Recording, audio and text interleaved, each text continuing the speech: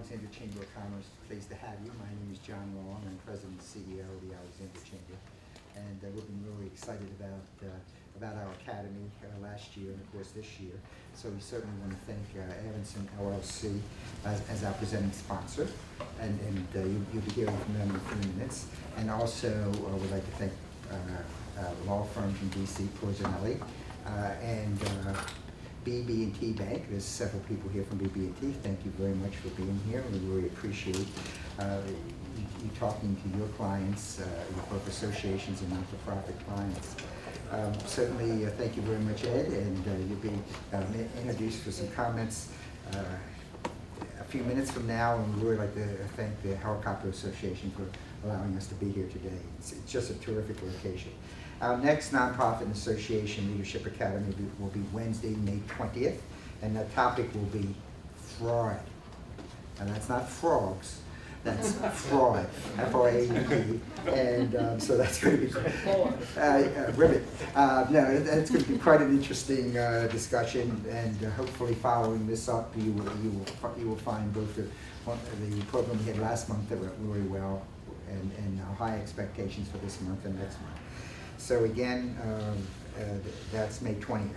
The end of this month, though, we want to make sure you know our annual Public Service Valor Awards luncheon will be held. That'll be at First Baptist Church. That's on April 30th.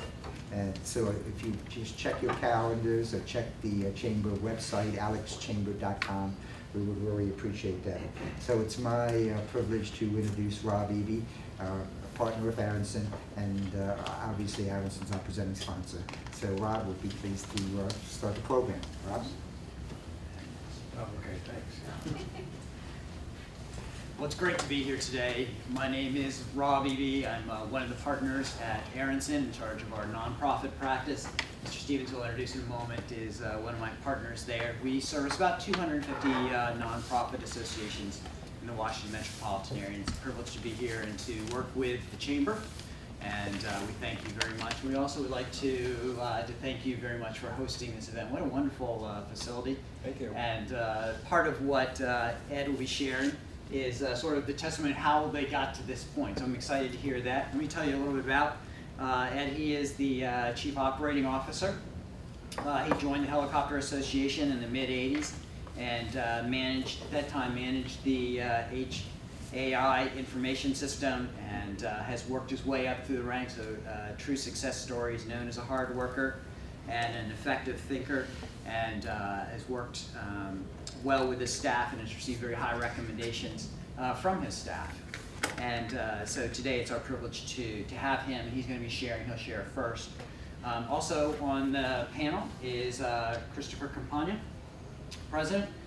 Founded the Braddock Commercial in 2012 after 8 years at a number of other firms where he's effectively served there. He has a tremendous amount of international experience working with organizations that are here but also work in the UK, and particularly in London.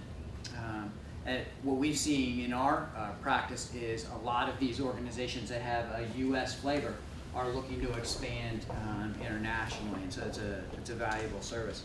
In 2000, Mr. Campagna was recognized by Insignia ESG as the Associate of the Year, and he continues to be a leader within his peers. This presentation today, I think, will demonstrate that. He's been involved in over 500 sales and lease transactions over his career. Next, he will be sharing about that lease, sort of the overview of the market, and then trends in commercial real estate with a focus on occupancy costs and productivity. Next, we're honored to have Skip McGinnis with us here today. He's received a bachelor's degree from Notre Dame in 1967 and a master's of architecture from the AIA School, from Washington University in 1970. He's the founder of his firm, McGinnis plus Dalnino Architecture. Works with a lot of the schools, I understand, in the area. He's been successful in that area. He is a member of the AIA and NCARB, and he's taught at local colleges and serves in a number of community organizations. And we're pleased to have you. Skip will be presenting best uses of the space and matching organizational culture with your space. Final speaker would be Craig Stevens. Craig is a partner at Aronson. He works solely with nonprofits and associations. He's been with the firm for over 25 years, I believe approaching 30 now. He's been a mentor to me, which I appreciate very much. Craig specializes in the area of internal controls, as well as financial reporting, auditing, and unrelated business income tax. So his perspective will be unique today. He's also a prolific writer, written a couple books, and speaks often on a number of different topics. One of the things that has impressed me about Craig, one of our common denominators, is both of us sat for the CPA exam. I made it by just barely. Craig, on the other hand, won the Elijah Watt Sells Award, which is presented to the CPA candidate who obtains the highest combined grades when taking all 4 parts at one point in time. So that was like 30 years ago, before Granddad. I was a lot smarter when I was younger. So hopefully some of that has lasted to today. But Craig's going to be talking about lease versus own decisions, tax-exempt financing, and unrelated debt financing income. So it's a privilege to have each of these gentlemen with us. And again, I think you're in for a treat. We'll sort of progress in that order as introduced. And then at the end, we'll field questions if you have any.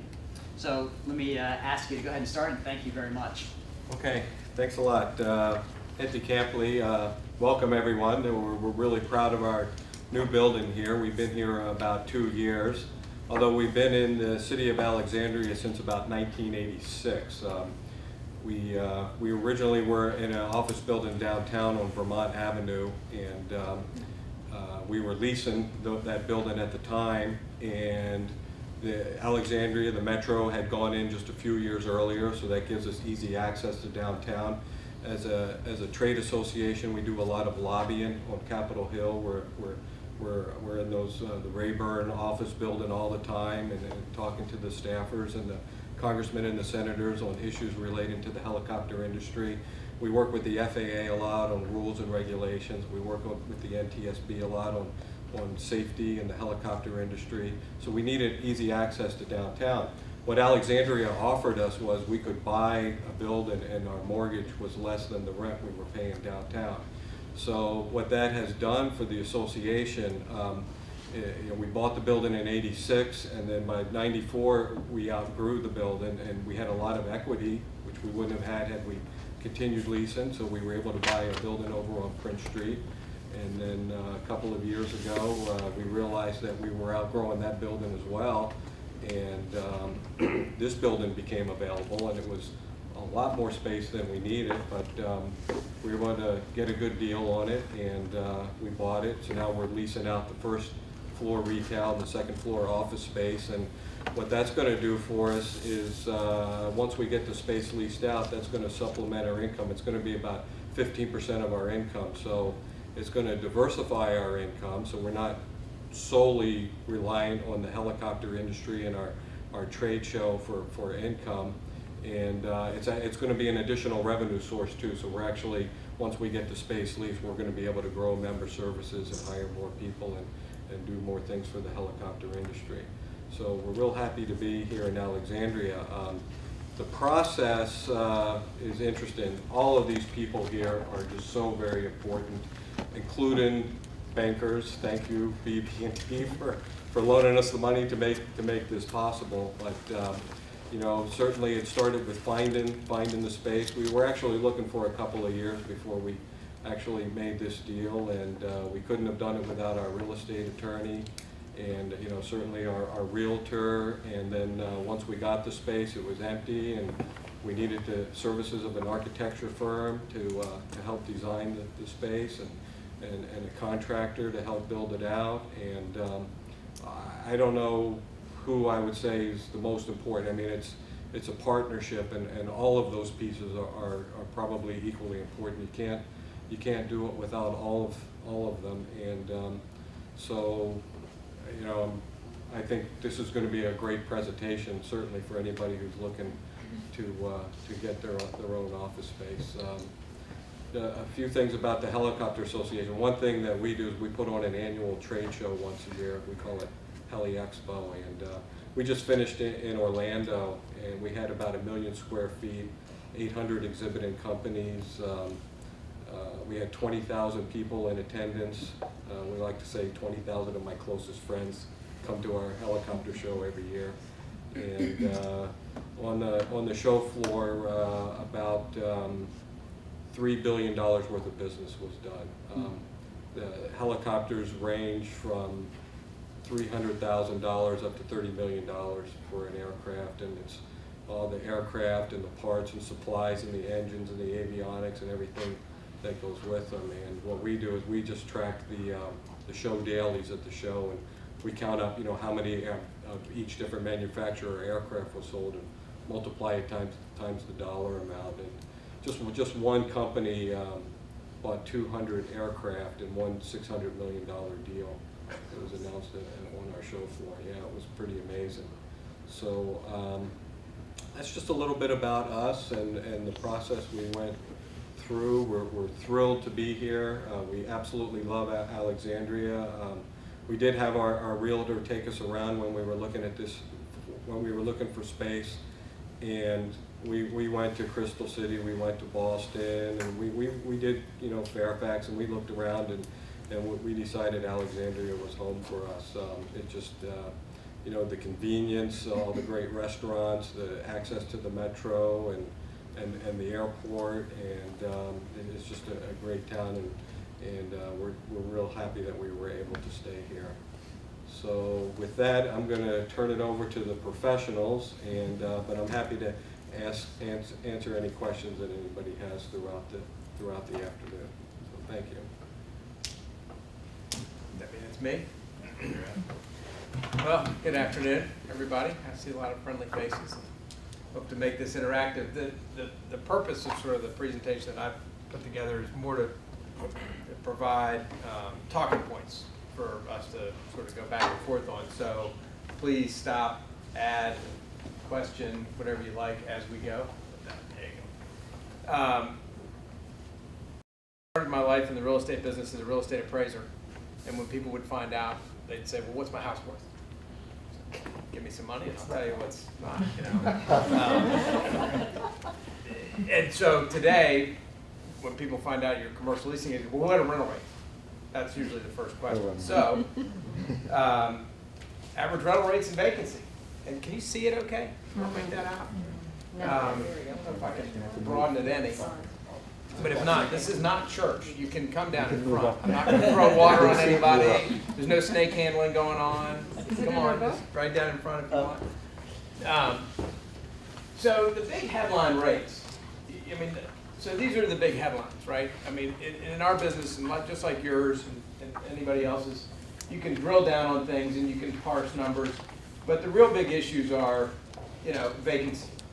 And vacancy, if you look across the board, you can see that is extremely high. For anybody that doesn't know, vacancy over 20% is problematic. Problematic, mainly if you're an owner, if you're trying to lease space. Sorry, Ed. We're ready to deal with the market. Yeah, but the good news for Ed is, and Stephanie, who just came in, Stephanie Linder, how you doing, knows very well that if you drill down into a certain sub or micro market like Carlisle, it's not 27%. That's a big, nasty headline number for all of Northern Virginia. Old Town is lower, and I've got it on the next slide, but there's the sort of, you look at the DC, Maryland, and Virginia, you want to get a sense for kind of where are we regionally, how do we compare to Maryland or to downtown Washington. The other big headline number that everybody looks at and sees is rental rates. Yeah, what are average rental rates across the board? And these are all end of year 14 numbers. Is that Virginia? Is that Northern Virginia? Yeah, Northern Virginia. Yeah, our MSA basically of Northern Virginia. So Alexandria versus downtown Washington is another one that people ask about a lot. And now, as Ed knows, pointed out just now, we're a much less expensive alternative, although there's not quite the same differential, that there still is we're definitely not parity. So that's Alexandria Old Town broken out versus I-395 corridor, which again skews the number very high because there's a lot of vacancy out of the I-395 corridor. So the Old Town vacancy rate has come down a little bit. The other big takeaway that industry people look at and think about and that we're constantly concerned with is absorption, right? So I think I added in there the thing about negative absorption means more space added to the market than people took up. That's not good. That just tells you that there's a very significant demand problem, right? And a coming or an existing and coming oversupply problem. So, you know, you can kind of see the numbers there and get a feel for where we are, Alexandria versus downtown Washington. Now, the other in between that I probably should put in there, but I like things in threes, is Crystal City. Current Crystal City vacancy is about 24.5%. Average rental rates, pretty comparable to Old Town. It's probably low 30s. And Stephanie, if you've got any input, right? I said this is conversational, so please do. I'll just tell you when you're wrong. Yeah. Which won't happen. Which I get a lot. Will not happen. Mostly at home, not so much in the presentation. But the other big headline thing that people think about and want to see is building sales, right? And this is significant to me because what's happened here, when you look at these buildings that have sold, and if you're not familiar, let me know, but we got Canal Center down the bottom corner, right above that, 500 Montgomery, across from the ABC and the closed Giant, which is kind of an exciting thing. If you haven't heard, Eaton's is going to redevelop it. It's going to be really nice, great retail, and unfortunately some residential.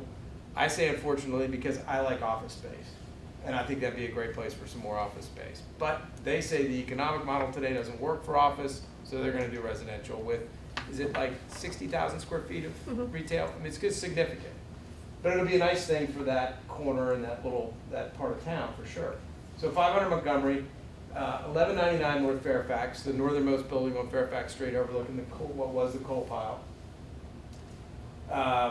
277 South Washington Street, where Society Fair is, a big law firm primarily in that building. And then 700 South Washington Street, where Balducci's and John Marshall Bank are. Okay, so that's 5 pretty significant buildings that sold between basically, I think, October and February, March. It's kind of significant. You go, oh my God, what's going on? Why are people selling? Well, it's more about why are people buying in this instance, which is there is way too much money bored, right? And the only thing worse than bored children is bored money in terms of what they'll do that's stupid. And I think these could be really good examples of what bored money does when it's not really thinking straight. The prices that have been paid are by a measure regionally not bad. But when you get down and try to figure out how they're going to make money, what they paid for this building, it's very hard. And so the significant thing to me is they've created sort of their own ecosystem. I don't know anybody that's ever bought a building with the idea that they're going to lower the rents. Right? Anybody? No. So in each instance, these owners have bought these buildings with the assumption that we're going to raise rents. And they have, basically. They've raised their asking rents. They're not doing a lot of deals at those new rents, but they have created, I think, a very false premise in the market, which is we've got rental rate increase because the face rents have gone up, but the deal rents have not. So keep that in mind as you're evaluating options for looking at space. So what we need, what's coming, we hope. I mean, I used to do this was the here's what's coming next thing. What we're trying to look out into the future, hope for something better. But it's really what we need. And you know, job growth, interest rates, the expanding economy, and some more government spending. I don't know which is going to come first or when, but when we see some real and steady job growth, when we see some, actually, it's crazy to think it, but we actually would like to see some interest rate increases. in many ways that would help and sort of justify spending of some of this capital that's sitting on the sidelines. And a real growing economy.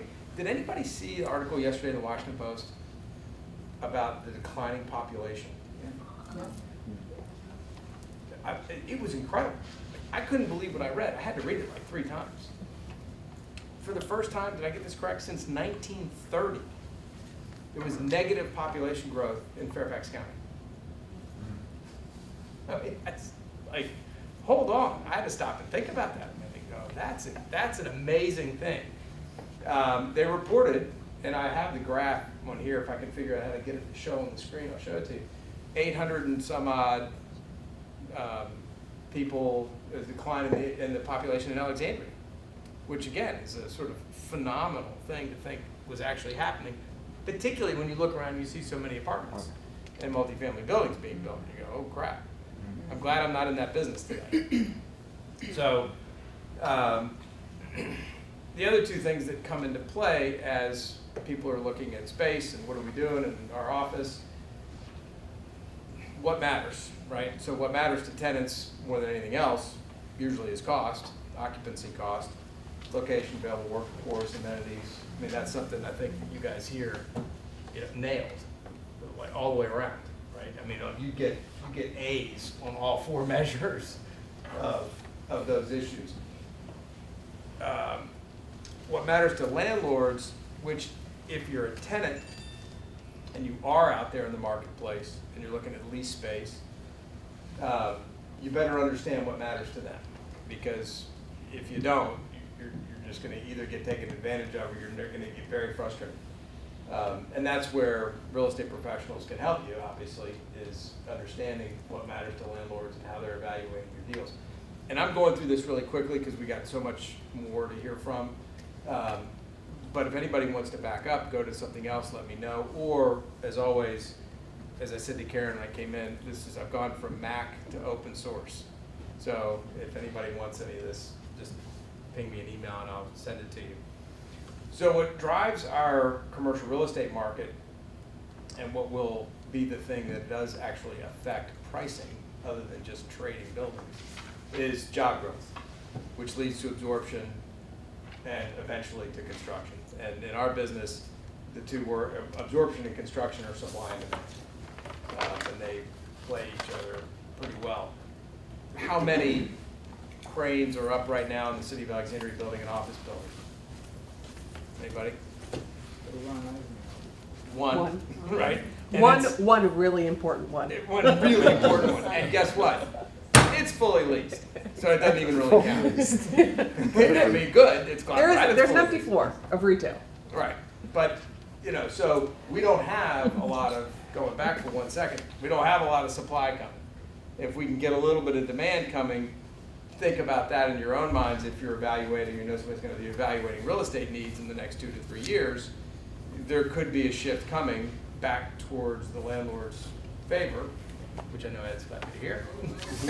You may not want to wait 2 or 3 years, but I don't think you will, because you have a much lower supply here at Carlisle, right? And a pretty high demand for this neighborhood, which has got great metro, great amenities, great access to workforce, right? All those other 4 measures.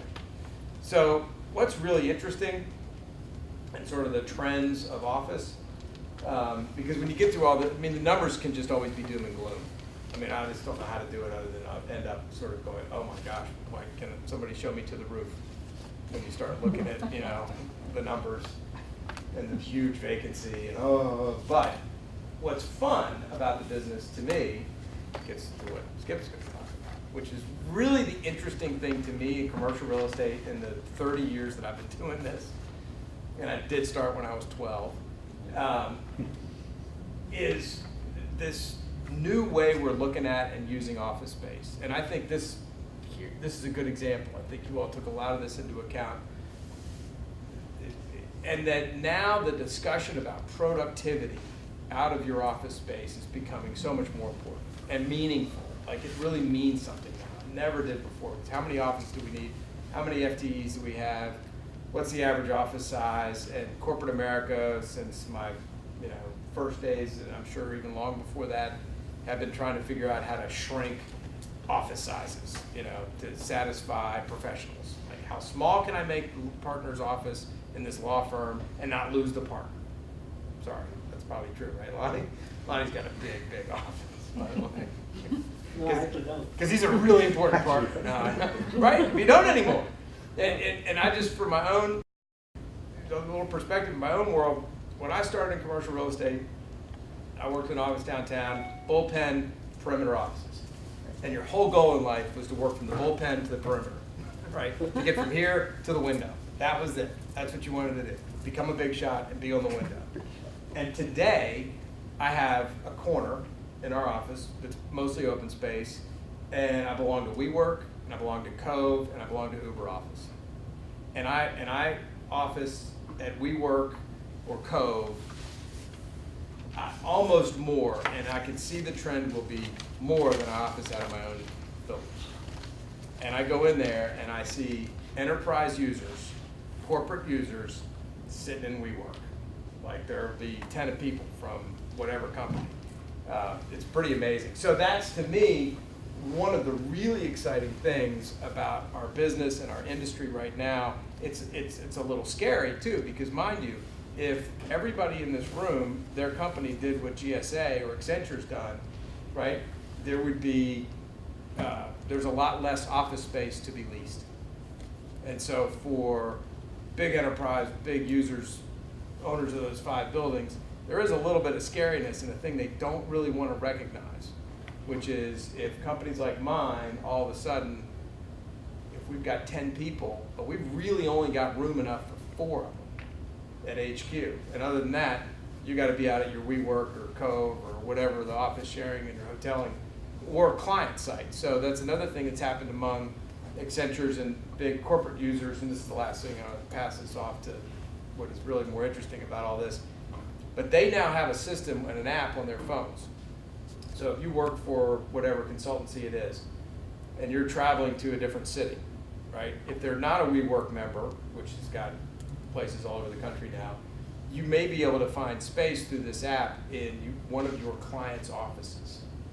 It's pretty amazing, right? So I can go to Chicago, and Lonnie's firm's got an office there, and they're a client, and if it's all approved, and I've got the background and everything else, but if they're on my app, I can look for an office there, and I can find it. And if I'm working on a project in that office with somebody, I can prioritize wanting to be in proximity to them on the floor.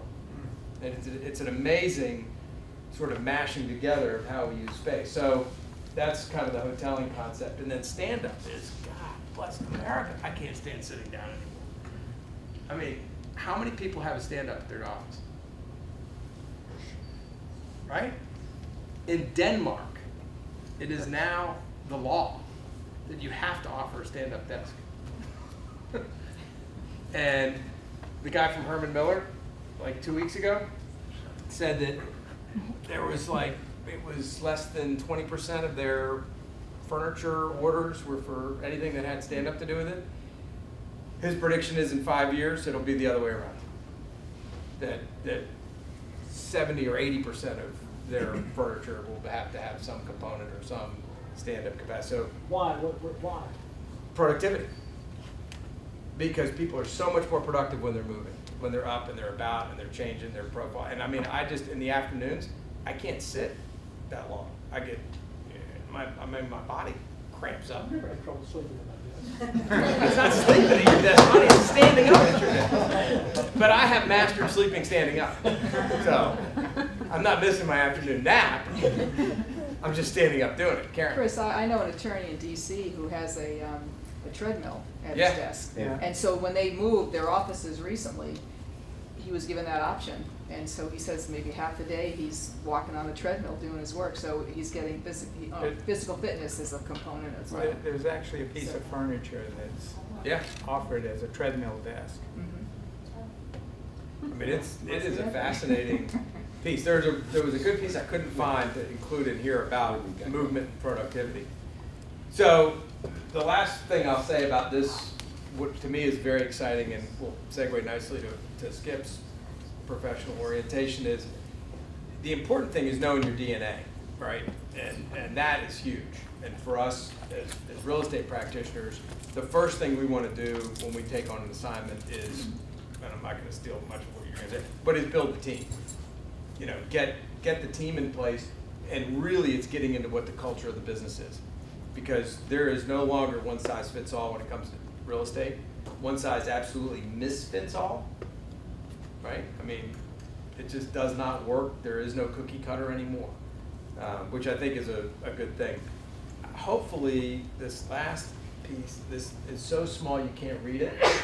Yeah, because it's just too many words, but I can't help it. I have to put too many words on the screen. And it's sort of our observations and conclusions about what's happening in the marketplace and what's next. But the exciting thing is really this changing in how we use space and how we're approaching the 21st, you know, and I guess in the 22nd century of life in office. So that's the segue to one of my favorite architects. Well, I'm overwhelmed. I've always wanted to be Chris's favorite architect. Still are. But what I'm going to do is sort of go from, 100 feet up to 20,000 feet and then back down again. As an architect, we're really interested, believe it or not. We love to design, we love to do stuff. But the process is really important for us. It's making sure that we have a sound process to go forward with. And so I've kind of outlined here in a very informal way kind of how these things typically unfold. When I say these things, the process of either locating or relocating. And you can see to basically reinforce what Chris said, the team is to me one of the essential things to start early. And what often happens is somebody gets out in front. We get a realtor who gets out in front, he's got about 1,000 spaces identified, they're looking and everything, and then suddenly it's like, well, how many square feet do we need? What do we really want? How do we want to fit in there? Are we going to fit in there? How much is it going to cost to build this out? Are there legal problems? Are there accounting problems that we're facing? So we always advocate for a holistic sort of team approach where we get a realtor, legal counsel, architect, accountant, IT consultant sometimes. We try to get all these people at the start. Because if you get all those people in the room and then you present the problem, okay, we have a need. We don't have enough space. We have too much. Our lease is up. We want to own the building. We want to grow. No, we want to downsize. So you get that in there, and then you can start to focus on some parameters for how to really move forward. So the team is critical. And it's critical to try to get everybody on board first. Then kind of comes the fun part for us. It's the searching part, where we start to try to define what you want, where, when, how much, etc. And on top of the list is the culture of the organization.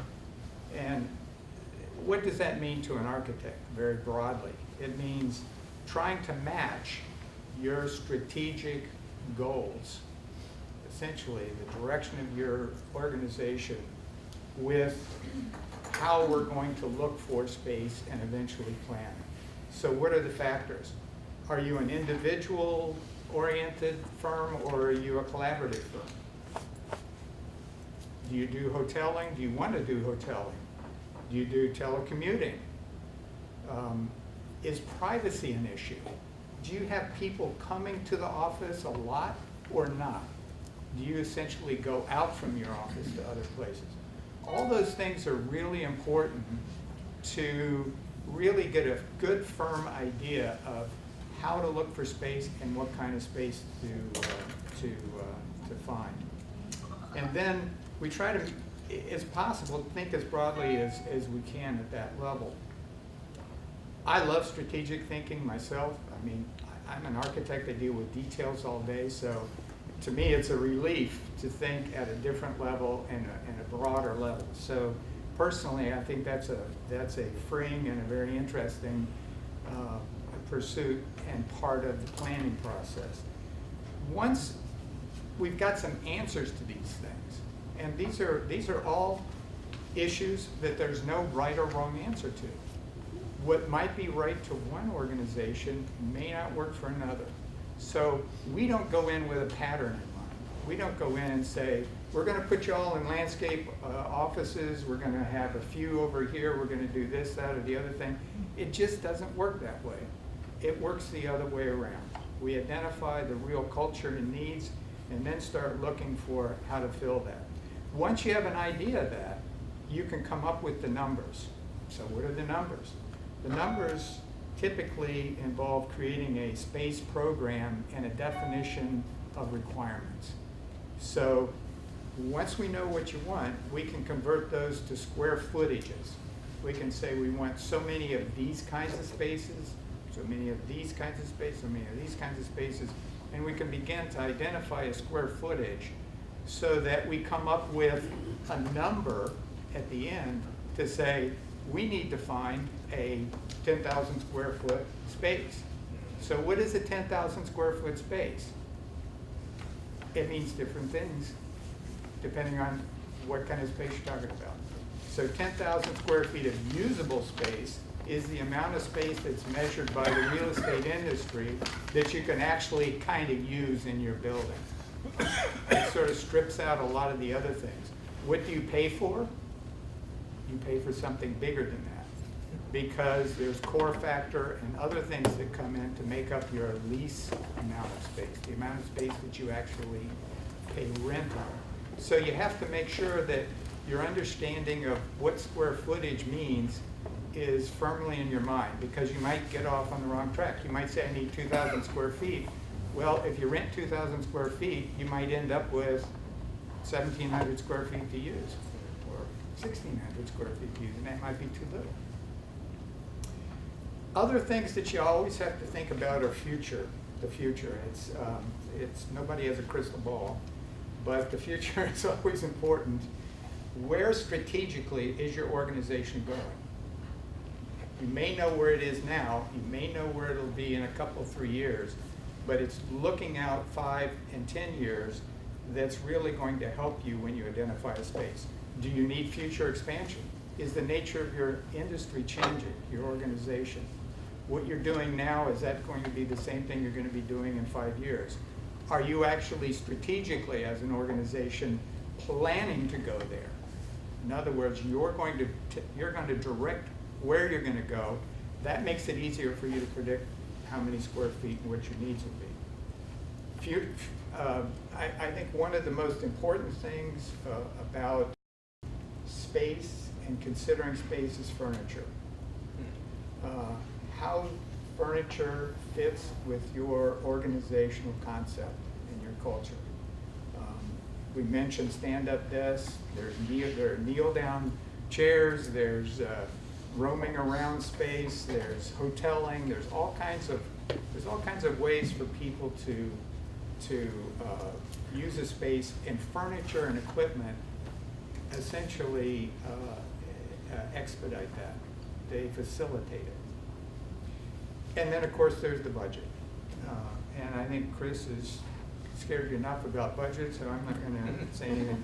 I will say though that in terms of square footage, everybody knows that there's the amount of square feet that we typically mentally allot per person has gone down. It's gone down, and these figures aren't hard figures, but sort of globally they used to be about 250 square feet a person.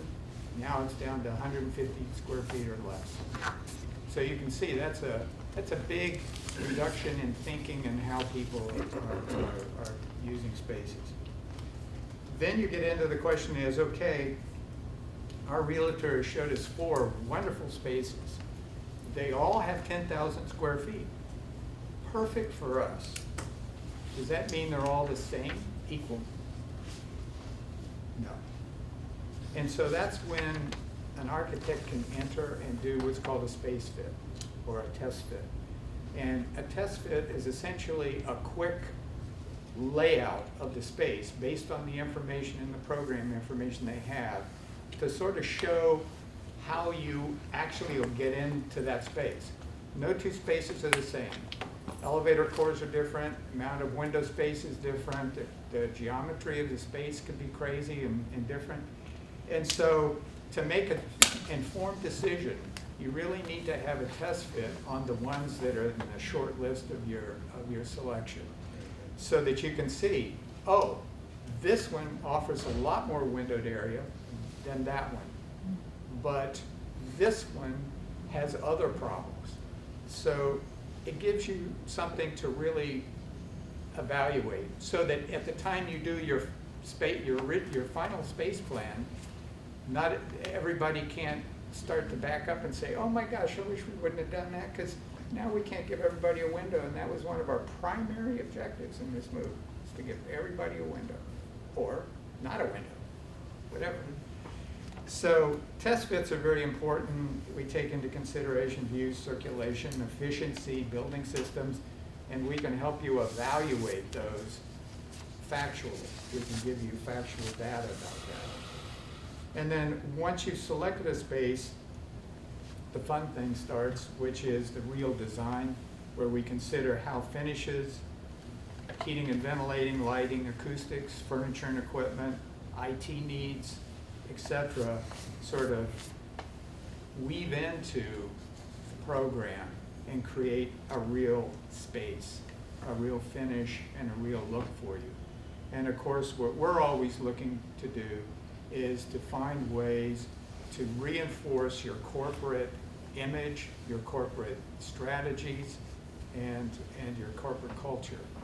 So the look of the space will be very different from organization to organization. Some people want to have a very explicit connection between their culture and the vision you get when you walk in the space. They want an immediate translation of your culture coming to the person visiting the space. And then, of course, to finish it all off, you have to get permits, you have to bid it, you have to build it, you have to move, so don't forget moving. A lot of people do. It sounds small. Right. A lot of people wait till the last minute and say, oh, guess we gotta move all this furniture over there. How much are we gonna use? Are we gonna buy new? All those thoughts should be way up in the top. Should be way up front. And then the fun work is going back to work. All right, thank you. I think, Maria, no one can see the slides anyway, so I'm just going to speak from the handout here. And we're going to, maybe this is maybe even stepping back a ways from what these gentlemen have been talking about. The first thing we're going to talk about is the lease versus own decision. You know, there's a lot of nonprofits or associations that own their own building, and then many more that lease, and some of the things that factor into that, and I think these are really just common sense, but you know, if you're early in your life cycle, you're going to lease. I don't know too many organizations that within the first couple of years of their existence, you know, are looking to buy something. If you're a mature organization and you're established over many years, you know, you might think about owning. What is your risk tolerance? You know, the problem with leasing is, of course, rates can change, and I think this risk tolerance could be perceived either way, but generally there's a lot of risk in leasing, and if you get a good location and you own, there's probably less long-term risk for that, hopefully. How important is it to you to have a headquarters legacy? You know, a lot of organizations take a lot of pride that this is our building, you know, their name is on it, and it really means something to them. If that's the case, then obviously owning something is important. And if that is not important to you, then obviously leasing is better. A thrift mentality, if you want to save money in the short term, you would look to lease. If you want to save long term, you would probably look to own. What is your timeline? You know, if you buy something, you're making a big commitment, you know, to an area. So obviously, if you're an established organization and you have a long horizon, you might look to own. If you're not, then you would probably lease. Obviously, any relocation plans you have for the organization are going to factor into it. If you think you might need to move, then obviously you're going to want to lease, and otherwise you might own. So why would somebody want to own? Well, an appreciating asset. I mean, just a couple of stories. We have a client who, and they probably got into this property around the 80s or early 90s, I think in the 80s, and it was in the district around 14th Street, and but up a little ways, and probably when they got in there, that might not have been, what 14th Street is now. But fast forward 25 years, I think they, and they did a number of things, but I don't know exactly, but I think they've made $40 or $50 million on that property that they own down there, that at some point they eventually sold it to the major tenant, and they are now, they have an enormous amount of money because they were so successful, with that real estate.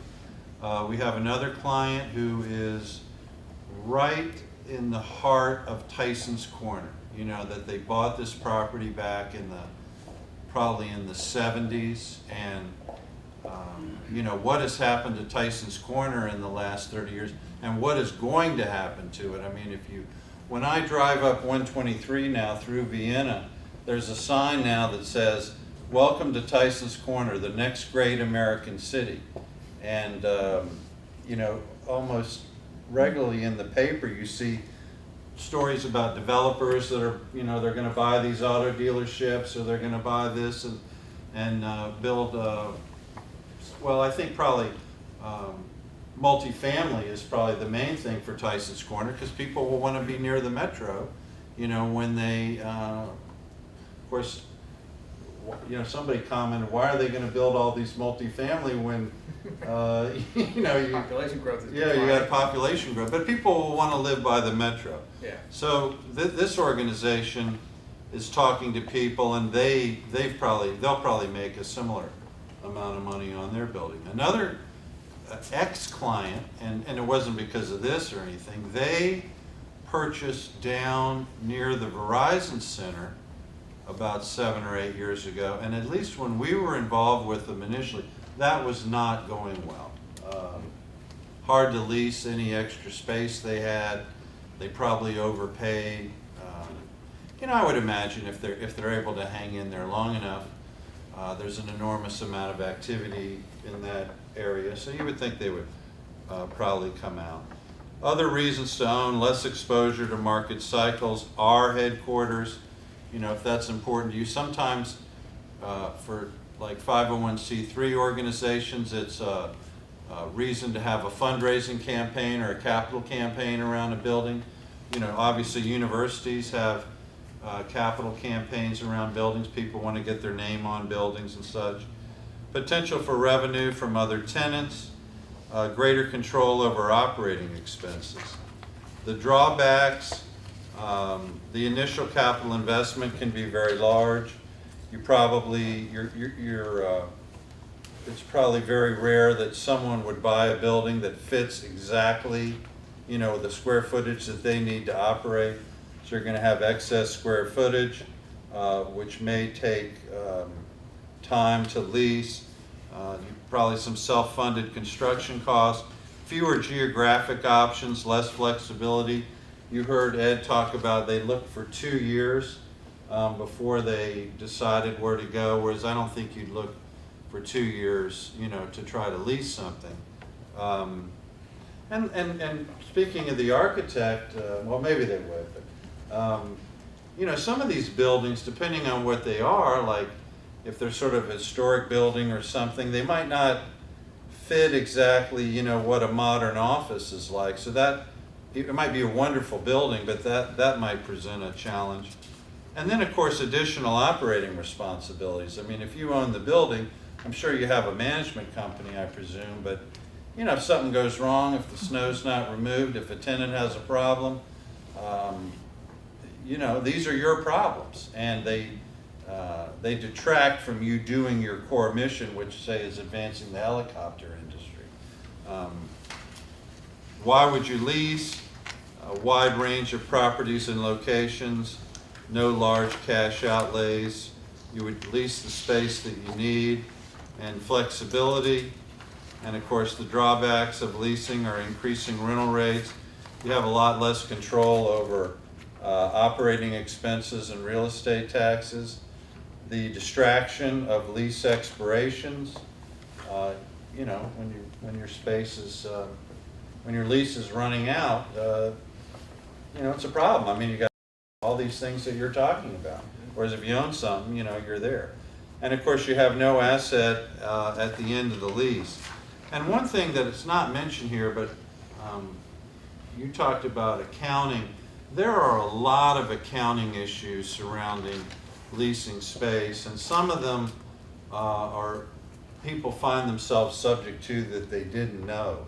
As an example, let's say that somebody is in a space and they're going to move to a new space, but and they have access to that space, but their lease is not really going to start for 6 or 8 months because they've got to build out the space. From an accounting standpoint, your lease starts the moment you have access to that space. And you go through all these calculations, and you'll probably find that if you care about reported earnings, you're recording lease expense on 2 different properties at the same time. And a lot of people, you know, don't know that, and that can be a problem. One of the things that's neat about property ownership in the 501c3 world is that you may qualify for tax-exempt bond financing, which could allow you to borrow money at, you know, 1/3 less than what the prevailing rates are, or maybe even more than that. And I was actually fortunate enough, these pages here, I actually didn't write these, they were given to me. I asked a friend at a bank, and we have BB&T here. I won't tell you which bank did this for me. I'll just say they're based in San Francisco. If you have a 501c3 designation, backing up, what are the requirements to be able to do tax-exempt bond financing?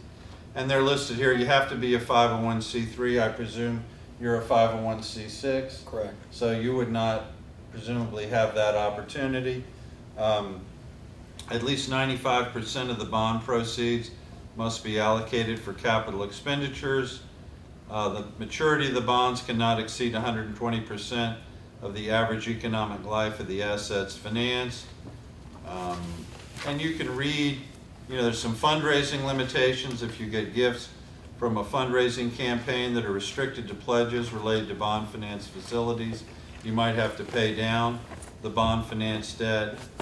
And these, you know, these things are very complicated.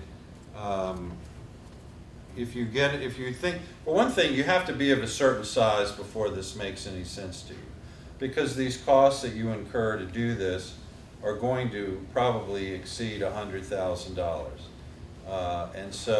And when I say that, what do I mean? Well, you have to have counsel. You have to have counsel on your end to do this.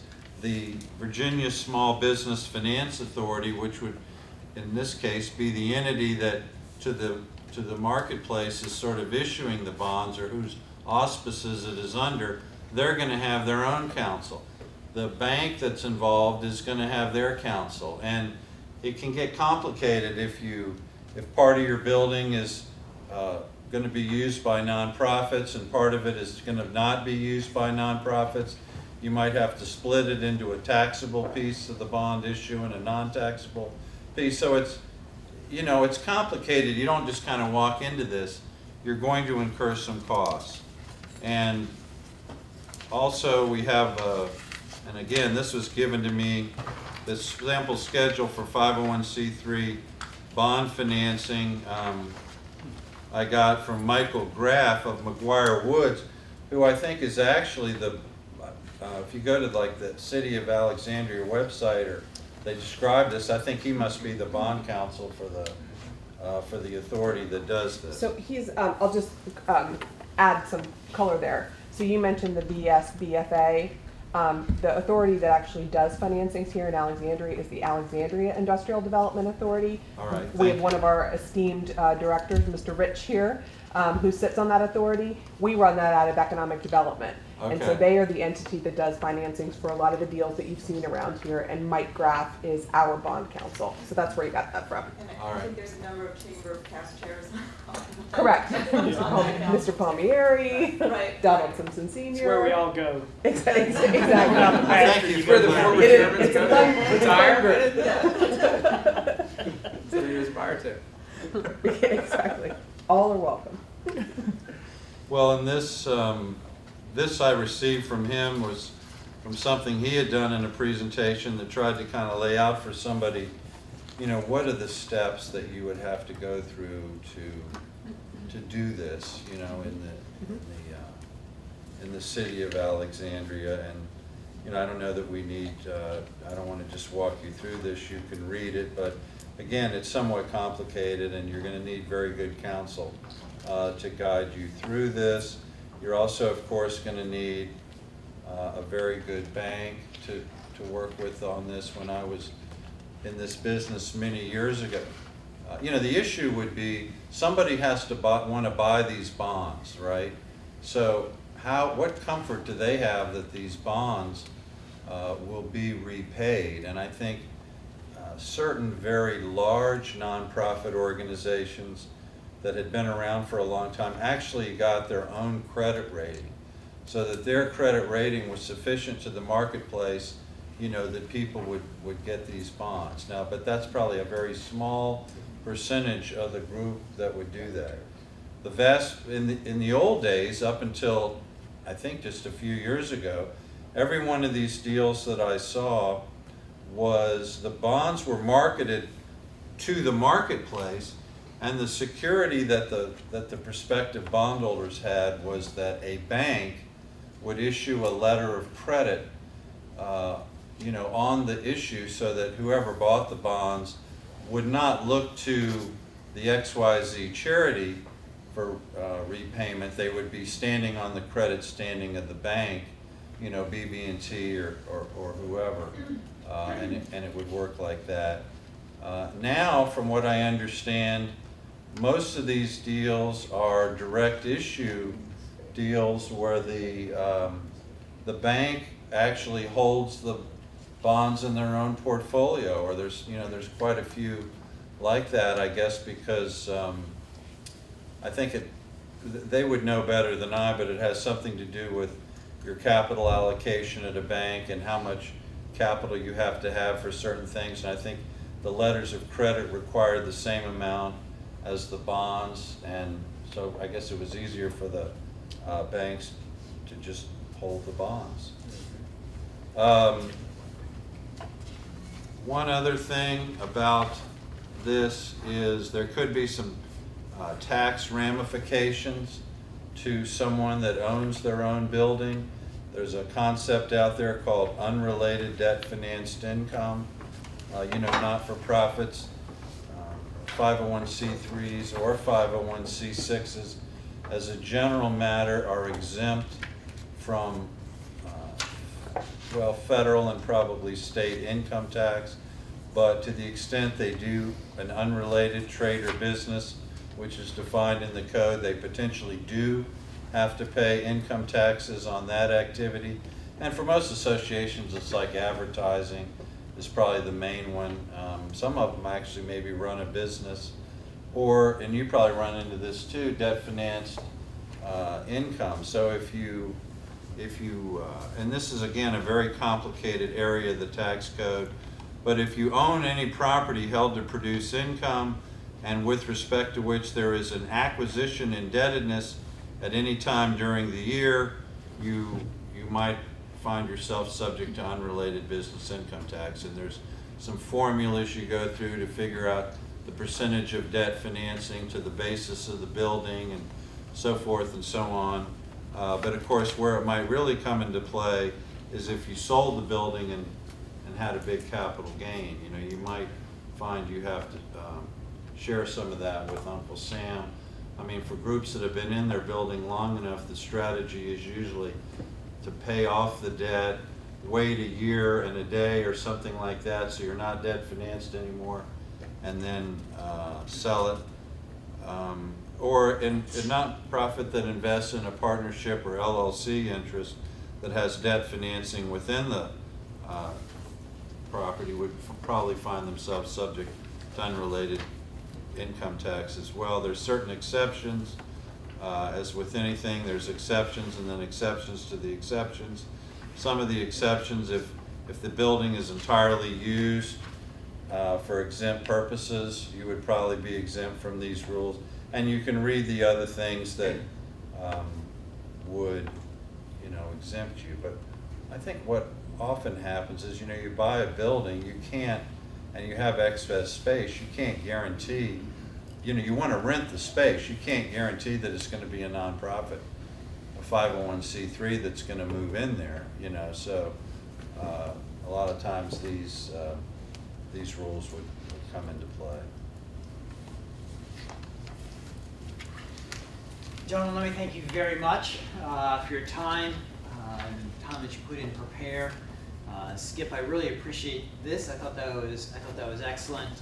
I think you can see, as each of the gentlemen presented from their specialty, that what you said comes really true, and that is that, you know, you need a lot of people on this team. You need a team, and the sooner that team is built and you involve that team, probably the less chance there is for a critical error towards the end, like, oh my, now we have to move, and we're just thinking of using an illustration. Do you have any questions for our panel? Actually, for the panel or Lonnie and Stephanie, there used to be some concessions given to a nonprofit if they bought a building here. That was years ago. I don't think that's still going on. There was some kind of tax break that this additional tax break the city gave. But as far as the council, is that just for new nonprofits to move here, or that's for even some relocation, a grant from this council, the money that they give? So, so the IDA, the bond financing is not, it's not a grant. It's access to these lower interest rates, and it is any eligible 501c3. And so just this year so far, we've done two. One is a professional trade association moving from College Park. They bought a building on Prince Street. And the second that we just did was $75 million for Goodwin House, which is building an entirely new memory care facility out on the west end of Alexandria. And so the first one was $7 million, the second one was $75 million. So they vary greatly, but it's an amazing tool for these nonprofits to use. Yeah, I've done that before with other nonprofits and moving them. We actually reached out. Well, and another issue that any jurisdiction presumably had to grapple with at some time, what are the mechanisms to provide a nonprofit with a real estate tax exemption, you know, in a certain place? And you know, those rules can get very complicated. Like in DC, you can get one, but only if you're providing services to DC residents and so forth. And or a lot of times not-for-profit hospitals have some kind of real estate tax exemption. But I think a lot of times now you read in the paper where a lot of these jurisdictions realize that so much of their tax base is exempt, you know, and now they're like, hey, you know, that hospital that was formed 100 years ago to serve the indigent and the poor, well, they might not really be doing that anymore. And so you'll read about these fights about, you know, whether this real estate tax exemption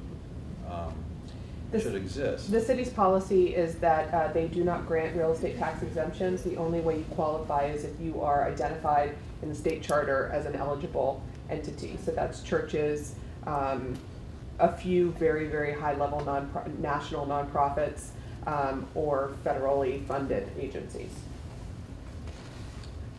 I mean, think of the district, so much of their federal property, which they can't tax, right? So I mean, you have a problem. Right. We have a couple in Alexandria. We did. They would First like to combining. collect taxes on. Um, First of all, because we have the rental market's a little soft for commercial property, what kind of lease concessions are you seeing? And then secondly, what do you see as the trend for absorption of vacant space in Alexandria? Is it accelerating, flat, or deteriorating further? So I think we're, the last part first, I think we're still in stagnation. I mean, until we see some real catalyst for job growth. I mean, it's something that is, and that it is sustainable. Now, I've read, and I love reading commercial real estate quarterly reports, right? I mean, most people only do that to Abu Ghraib prisoners, but I like reading them, right? So, and all of them, I'm amazed. The other thing that just makes me crazy, having worked at a big global commercial real estate firm, I recognize it when I see it, which is groupthink, and like, oh, that's what everybody else is saying. What are you saying? And Stephanie knows, all the researchers at all those things all get together and like trade the information. So it doesn't surprise me when you read one from any one of the big firms that they all kind of say the same thing. That although absorption is terrible and there's no real take-up of space, and oh, by the way, vacancy rates have risen from fourth quarter of 14 to first quarter, right? I mean, they didn't go down. We didn't see a bunch of space come up in the market, but we're going to raise the rents anyway, and we think job growth is going to be great. It's going to be a wonderful year. That's what they're all saying. That's what every quarterly report from every commercial real estate firm in the region says right now. And they all just came out 30 days ago. As a realist, I look at it and go, yeah, it's not happening, right? We have the unique opportunity in Alexandria, Virginia, to sort of create our own market within the regional market. And I think we're better suited to that, and I've been pounding this drum most of my life, because we have lots of metros. We have the Potomac River. We're almost like the gifted athlete that doesn't have to really go to practice in some ways. But what we have to offer small business, which I think is the driver going forward, and what will take up all those little vacancies. And we have a lot of little vacancies. I mean, we have some monsters like Victory Center, but we've got lots of little vacancies around the marketplace. And those really add to they're good potential chamber members, and they add to the texture of the community, the business community. But we have the best opportunity for them, I think, regionally, because we have such a huge variety of space. You can be in a beautiful building like this, right, with this, awesome. The space they have available here is first rate. Doesn't get much better in this city than the space available in this building. Okay, A space, it's a great ownership, it's in a great location. But if it's not your flavor, or it's not your budget, right? I mean, I just started a new business in 2012. I did not have an unlimited budget for office space. So, I own my building, but that's a different story. So, but looking at it as a business owner going, all right, if I had to go out and lease space, I've got a lot of really good, low cost, high quality alternatives all around the city of Alexandria at lower cost than you can find anywhere else in the region, and still be in striking distance to a place to have lunch. So Alexandria has that every part of the spectrum, and pretty much every flavor. The only thing we don't have, right, which you can only find in Brooklyn or in Baltimore, is really cool warehouse lofts, because guess what, we never had that kind of infrastructure, right? So that, to me, it's generally, I see nothing that changes my opinion about sort of stagnation in terms of absorption. But we are positioned better than anybody else to grab up all these sort of small business people who maybe worked at a big consultancy, maybe worked at a defense contractor that's not getting another contract. I mean, by and large, those people aren't just sitting on their couch waiting for the next thing to happen. They're going out and starting something. And that's what I see when you go in these places like WeWork or Uber Office. I mean, it's not just millennials, right?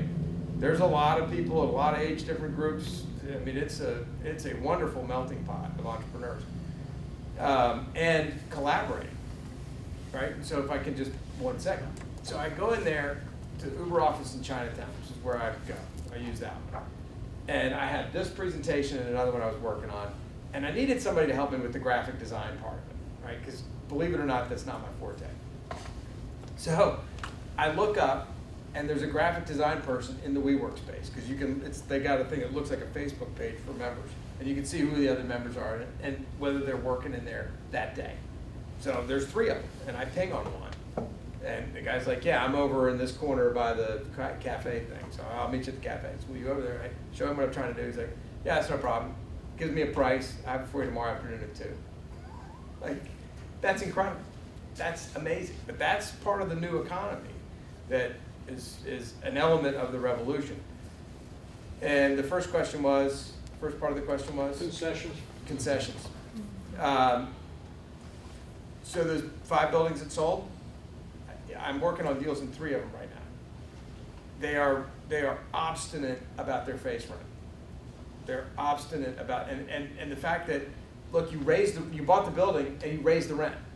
So it doesn't matter. 6 months ago it was $32, or pick your number, $34 a square foot. Just because you say it's 38 today doesn't make it so. You got to get that number. So what they're doing, what those owners particularly doing, is they're buying the deals with free rent. Rental abatement abounds right now. And it's not a bad way, but I see a problem, or a thing that I don't like, is they call it rental abatement or free rent. It's not, if they tag it on to the end of the term. So if you do a 5-year deal and you get 6 months of free rent, and it's a 5-year, 6-month deal, that's rent deferral. That's not rental abatement, because you're paying it downstream at the escalated cost, right? So it's a little tricky, but that's the way I see most owners right now are justifying a higher face rent. And they say, well, we'll give you a couple more months of free rent, which kind of make a tenant feel good. But when you put that out on the spreadsheet, and you have your accountant look at it, they'll tell you, bad idea, get the lower face rent. Are you seeing 6? I'm sorry. Oh, I'm sorry. Well, I was just going to say, are you seeing 6 months as being the? You know, a bad rule of thumb is a month per year, month per lease year. 3-year lease, 3 months of rental abatement. That's not a bad place to start. But Skip will tell you, it's true in design and it's true in negotiation. You got to do the test fit. So in our case, it's not the test fit; it's running the financial analysis.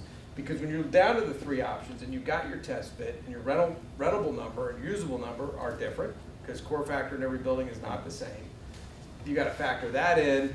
So you really got to run it out with, a good spreadsheet and tenant improvement dollars, if those are going in there, if there's a moving allowance part of it. Some of it goes back to what's important to the landlord, right? So if you got a real credit quality tenant and you're willing to do a longer term, you're going to get whatever you want. It's a startup and they're looking for 3 years, take what you can get. Yeah, I was going to mention that another way that deals are made attractive is by tenant improvement or TI allowances. It's kind of like the rent abatement in a way. Sometimes it's built back into the numbers, but that's often a way. You asked the question about absorption. I just want to make one comment because it's something that's always kind of curious. Absorption may be kind of flat, but there are still deals that can be done, and sometimes it's a very active market. So what that is that's churning in the market. Mm-hmm. So it's people moving out, downsizing, upsizing, moving in, moving out. So there are 2 things you have to look at to see if the market is really unhealthy and horrible, or if it's kind of healthy and looking to the future. And one of those is kind of the churning part. Generally, our area is flat. So, but are we churning a little bit? Are we actually doing deals, and is there movement? And maybe Stephanie, you know if there is that happening. Yeah, I mean, there's definitely Yeah. more churning over the last 6 months. People are they call it flight to quality. A lot of the people who've been out in the West End in non-transit accessible office space have taken an opportunity of, and taken advantage of the market and moved into Old Town and Carlisle. And then there are small things. I mean, the building where the chamber's located is going to be redeveloped, and so a lot of the tenants there have moving on up in Old Town. So there's not to diminish 801 North Fairfax, but so there is a lot of activity. I mean, the challenge that we frankly have is to keep those people in Alexandria, Right. because all of a sudden the region is much larger and the options are much greater than they were just 5 years ago. And I find that by and large, they look around Yep, absolutely. Shop and around. they stay. I mean, I bet our tenant retention rate in the city of Alexandria versus jurisdiction would be extremely high. Because at the end of the day, what they find out is we have a much more business-friendly environment than we get credit for. We've got basically a much lower tax burden on small and medium-sized business than all of our competitors. And it's hard to find, you know, what you get here anywhere else at the price point that you could buy it for. There is another headline trend to this churning issue, which the landlords call musical chairs, and you know they just don't want to be left out of the game. But it is, and going to the headline issue, and then as it relates to everybody else, is every law firm that's done a deal in the last 24 months in Washington, D.C. has downsized. Never happened before, right? There was never a time when Arnold and Porter didn't go from 80,000 square feet to 120 to 150 to 200. They went from 200 to 165. Accenture in Arlington went from like 90-some thousand feet to 35,000, right? I think it was 150 down to 100, I think. Was it? Yeah, from Reston when they moved to Ballston. They moved to Boston. So they lost a third. They lost a third. It was incredible. And guess what? They added a third more business cards out of that location. So they went from 150 to 100, Yeah. right? And they went from, I can't remember the number, 600 to 900 employees, or whatever the corresponding numbers were. So are more people telecommuting, our next door neighbors Smaller, No, here it's- smaller office. Smaller offices, Yeah, it's hotel Benchik, too. offices. have, hotel- you know, 11,000 employees, but only 7,000 are here at any one Yeah. time. Right. And they Yep. pack them in. We've seen some floor plans where it's called benching, where you Yeah. basically It sit. looks like this. It's like, yeah, just. It's just two sides of this. Lonnie and I are working across from each other. Yeah, it's just amazing how Yeah. some of these floor plans look. Yeah. And it has a lot to do with just, again, going back to the organization and the strategic plan for the future. Mhm. Because a lot of people don't need to be in an office that much time. And frankly, a lot of the people that are coming into the marketplace, or the workforce, I should say, don't want an office.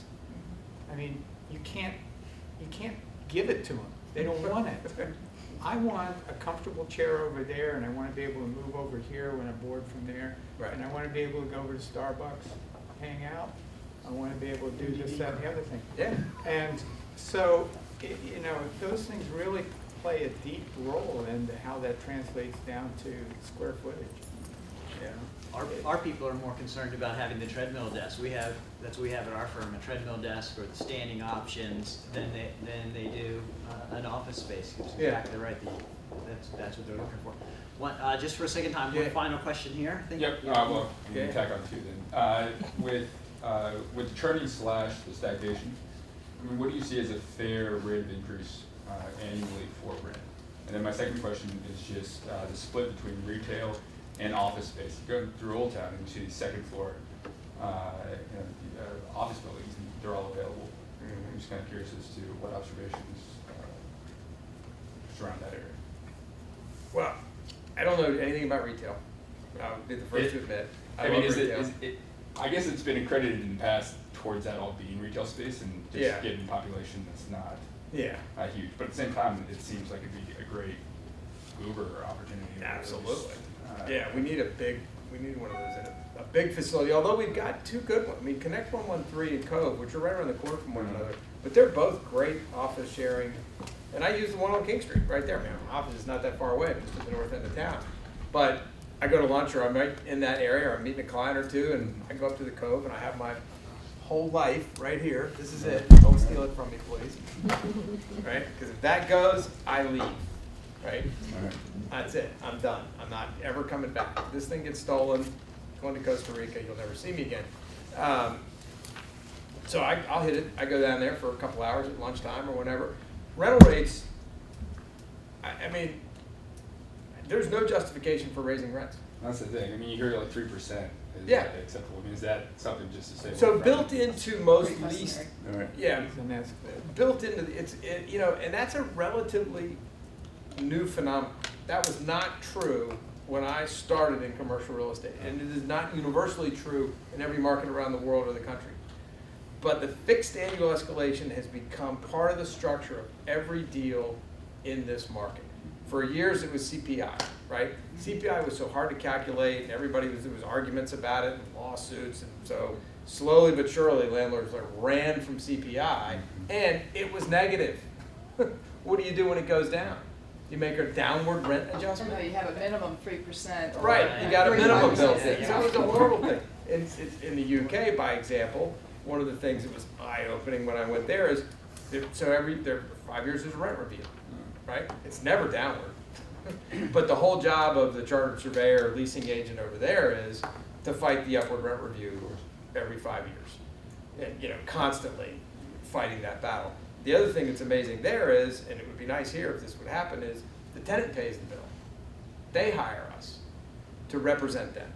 They don't have this perverted system that we have here, which is the landlords pay the fees.